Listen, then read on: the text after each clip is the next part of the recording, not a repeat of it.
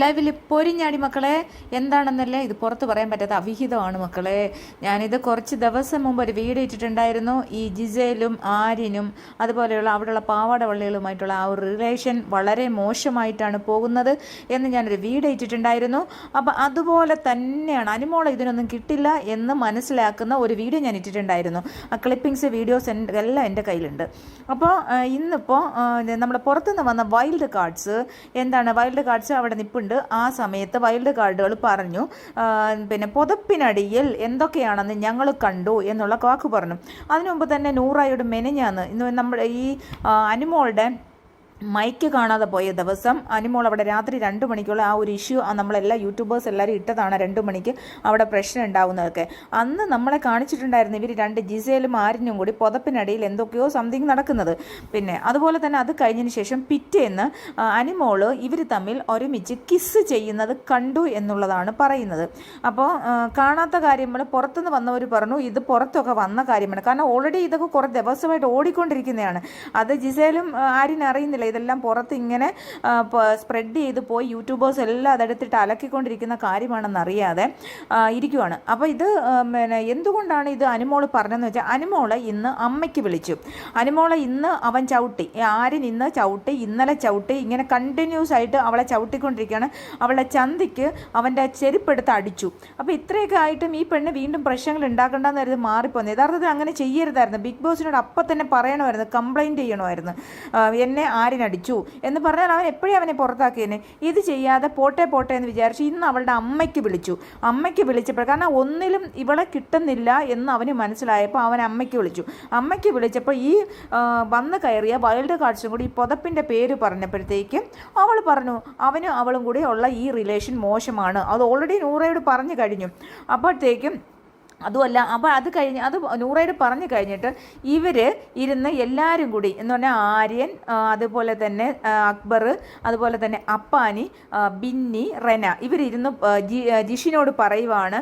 ഈ ആര്യനുടനെ പറയുവാണ്, എന്നെ ഒരു നോട്ടം ഉണ്ടായിരുന്നു അവൾക്ക്, അവൾ എന്നെ വളയ്ക്കാൻ ശ്രമിച്ചു, അവൾ എൻ്റെ കാലിൽ പല പ്രാവശ്യം തട്ടി എന്ന്. അപ്പം വളയ്ക്കാൻ ശ്രമിച്ചു, അവൾ എന്നെ ഫ്ലേർട്ട് ചെയ്യാൻ ശ്രമിച്ചു എന്ന്. അപ്പോൾ ഉടനെ ബിന്നി അപ്പോൾ ശരിയല്ലേ ബിന്നി? അപ്പോൾ ബിന്നി പറയാം ശരിയാണ്, എനിക്ക് പല പ്രാവശ്യവും തോന്നിയിട്ടുണ്ടെന്ന്. എനിക്ക് മനസ്സിലായി അവൾ ഇവനെ വളയ്ക്കാൻ ശ്രമിക്കുകയാണ് എന്നുള്ളത് ബിന്നി അവിടെ പറയുകയാണ്, സ്റ്റേറ്റ്മെൻറ്റ് സമ്മതിച്ചു കൊടുക്കുകയാണ്. അപ്പോഴത്തേക്ക് ജിഷിൻ പറഞ്ഞു അവൾ അങ്ങനെ പുറത്ത് അങ്ങനെ ചെയ്യുന്ന ഒരു കുട്ടിയല്ല, അവൾ വളരെ നല്ല സ്വഭാവമുള്ള ക്യാരക്ടറാണ്, അവൾ ഒരിക്കലും അങ്ങനെ ചെയ്യുമെന്ന് ഞാൻ വിശ്വസിക്കുന്നില്ല.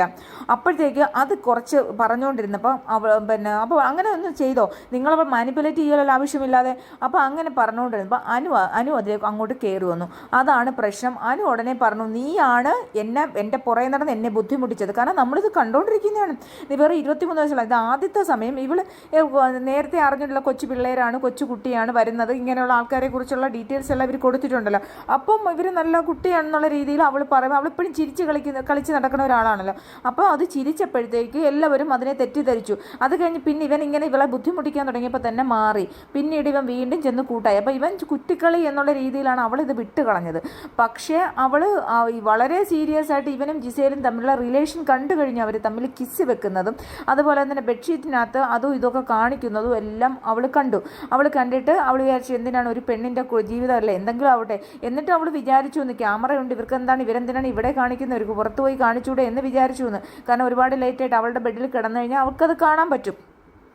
അപ്പോൾ ഇത് പറഞ്ഞപ്പോഴേ അപ്പോൾ ജിഷിനോട് പറഞ്ഞില്ല അവനെ വളയ്ക്കാൻ നോക്കുന്നു എന്ന് പറയുന്ന ലൈവിൽ പറഞ്ഞുകൊണ്ടിരിക്കുകയാണ്. എന്നെ അനുമോള് വളയ്ക്കാൻ നോക്കുന്നു, എൻ്റെ കാലേ തട്ടി, അത് ബിന്നി സമ്മതിച്ചു കൊടുക്കുകയാണ്. അതിനുശേഷമാണ് ഈ സംഭവങ്ങൾ നടന്നത്. പിന്നെ അവൾ പറഞ്ഞു, അവൾ കണ്ട കാര്യം പറഞ്ഞു. അപ്പോഴത്തേക്ക് ഭയങ്കര പ്രശ്നമായി, വഴക്കായി. ഈ ജിസേൽ എന്ന് പറയുന്ന വ്യക്തി എന്തുകൊണ്ട് ഒന്നും മിണ്ടുന്നില്ല, എനിക്കതാണ് മനസ്സിലായത്. ജിസേൽ വന്ന് ക്യാമറയോട് പറയണം, നമ്മളിപ്പോൾ അവരാണ് അതിൻ്റെ ഇടയ്ക്ക് അവരാണ് ഇതിനകത്ത് വിക്റ്റിമായിട്ടുണ്ടെങ്കിൽ അവർ വന്ന് പറയണം ഇങ്ങനെ ഒരു സംഭവം നടന്നിട്ടില്ല, എനിക്കത് കറക്റ്റായിട്ട് അറിയണം, ഞാൻ അങ്ങനെ ആരിനുമായിട്ട് യാതൊരു തരത്തിലുള്ള റിലേഷനും ഇല്ല, എനിക്കത് അറിയണം, അല്ലെങ്കിൽ എനിക്ക് ഈ ഷോയിൽ ഇനി നിൽക്കാൻ താല്പര്യമില്ല എന്ന് പറഞ്ഞു കഴിഞ്ഞാൽ ബിഗ് ബോസ് ഉടനെ അതിനൊരു പരിഹാരം ഉണ്ടാക്കത്തില്ലേ? ബിഗ് ബോസ് അത് കാണിക്കത്തില്ലേ? പിന്നെ അവരൊന്നും ഒരു യഥാർത്ഥത്തിൽ പറഞ്ഞാൽ അങ്ങനെ ചെയ്തിട്ടില്ല എന്ന് മാത്രമേ 1-2 വാക്ക് പറഞ്ഞങ്ങ് മാറുള്ളൂ. ഇപ്പം നമുക്ക് ഓരോ സ്ത്രീകൾക്ക് അഭിമാനമായിട്ട് ജീവിക്കുന്ന ഏതൊരു സ്ത്രീക്കും അവരുടെ അഭിമാനം ഏറ്റവും പ്രധാനമാണ്, ഏറ്റവും ഇമ്പോർട്ടൻ്റ് ഉള്ള കാര്യമാണ്. ഞാൻ ആ ഷോയിൽ പോയി കഴിഞ്ഞാൽ തീർച്ചയായിട്ടും എന്നെ ഇതുപോലാണ് പറഞ്ഞിട്ടുണ്ടെങ്കിൽ ഞാൻ തെറ്റ് ചെയ്തിട്ടില്ലെങ്കിൽ തീർച്ചയായിട്ടും ഞാൻ പറയും എനിക്ക് അങ്ങനെ ഒരു വിഷ്വൽസ് ഉണ്ടെങ്കിൽ ഇവിടെ കാണിക്കണം, അങ്ങനെ ഒരു സംഭവം ഉണ്ടെങ്കിൽ തീർച്ചയായിട്ടും കാണിക്കണം. അല്ലെങ്കിൽ ഞാൻ ഈ ഷോയെ ക്വിറ്റ് ചെയ്യും, ഞാൻ അതിന് കേസിന് പോകും, നിയമപരമായിട്ട് ഞാൻ പോകും. കാരണം അതവിടെ എനിക്ക് ഡിഫോമേഷൻ വന്നിരിക്കുകയാണ്. എന്നെ ഡിഫോമേറ്റ് ചെയ്യുന്ന, ഞാൻ ചെയ്യാത്ത തെറ്റിന് എന്നെ ആര് ഡിഫോമേറ്റ് ചെയ്താലും എനിക്ക് കോടതിയിൽ പോകാനുള്ള റൈറ്റ് ഉണ്ട്. ഇനി ബിഗ് ബോസ് എന്ന് പറഞ്ഞാൽ ഷോ നടത്തിക്കത്തില്ല എന്ന് നമ്മൾ കറക്റ്റായിട്ട് അവർക്ക് പറഞ്ഞൂടെ, എനിക്ക് അങ്ങനെ നടത്തിക്കാൻ അത് റൈറ്റാണ്.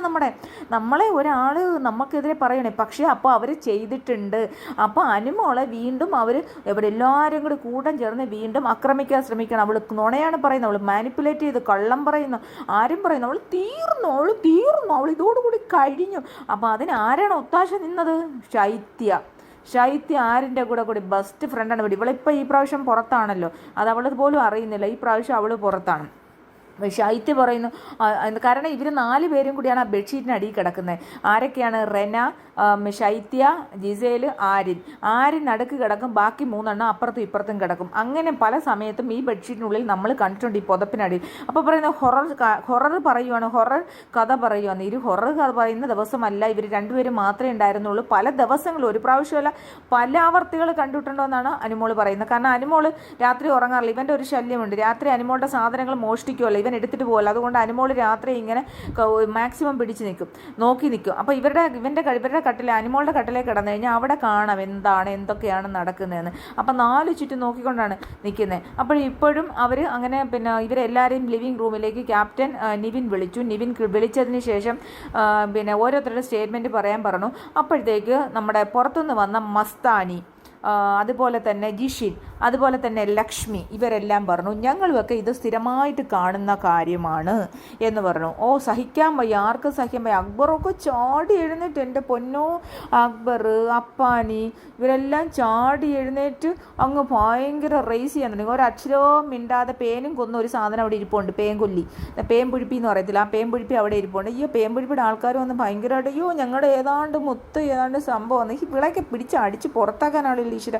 കാരണം ഇപ്പോൾ ഈ ആഴ്ചയും രേണുസുതി പുറത്താവില്ല കേട്ടോ. ഇപ്രാവശ്യം പുറത്താവുന്ന ശൈത്യ, ഒണിയൽ അല്ലെങ്കിൽ ആര്യൻ, ഈ 3 പേരിൽ 2 പേരാണ് പുറത്താകുന്നത്.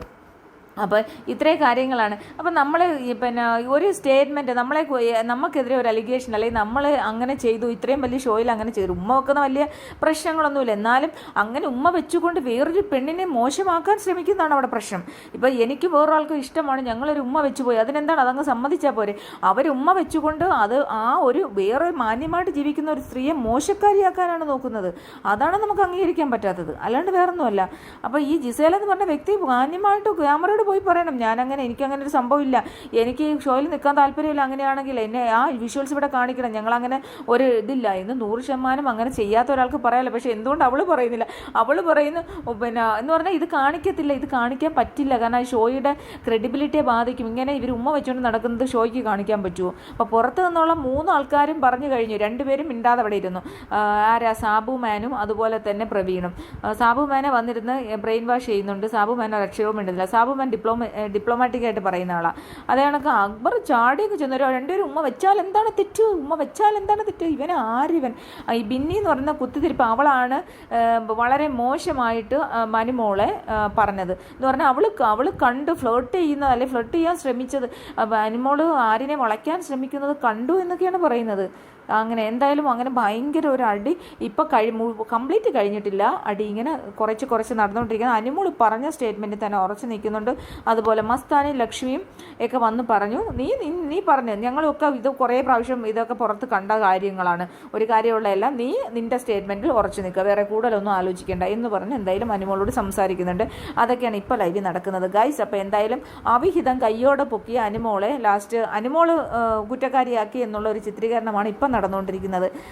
എന്താവുമെന്ന് അറിയത്തില്ല, ലാലേട്ടൻ എന്തൊക്കെ പറയും. അപ്പോൾ എല്ലാവർക്കും ചാനൽ ഇഷ്ടപ്പെട്ടെങ്കിൽ എല്ലാവരും ഒന്ന് സബ്സ്ക്രൈബ് ചെയ്തേക്കണേ. ഓക്കെ.